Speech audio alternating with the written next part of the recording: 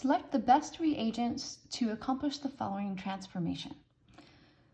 If we look at what we are given in this problem, we are starting with an alkyne,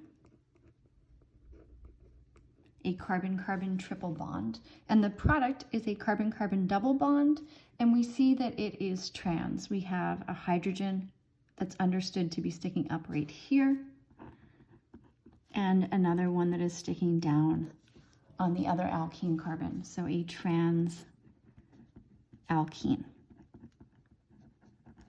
The starting alkyne did not have hydrogens at either one of these carbons, so it is the hydrogen atoms that we need to add across the alkyne. So we have added hydrogen. It might be tempting then to look at our options that have hydrogen gas and metal catalyst. So we have hydrogen gas, palladium on carbon, hydrogen gas, and a poison metal catalyst. However, normal hydrogenation, so hydrogenation conditions mean hydrogen gas and a metal catalyst.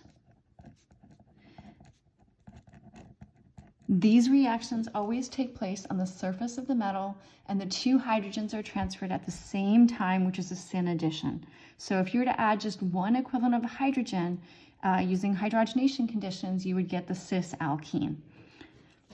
So we can't use either of those options. So what we need is a completely different method for adding the hydrogen to the alkene, and that completely different method is a dissolving metal reduction, which is shown here in B. So this is the dissolving metal reduction.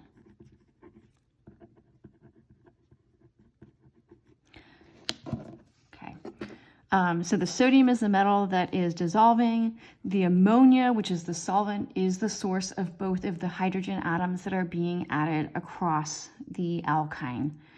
These are common conditions. You might also see other alkali metals, such as lithium metal, being used, and other primary amines can also be used for a solvent. So it could be liquid ammonia, or it could be something like ethyl amine, also done at a low temperature.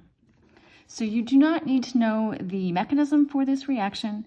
The best way to remember that you need the dissolving metal reduction is to remember that hydrogenation does a syn addition.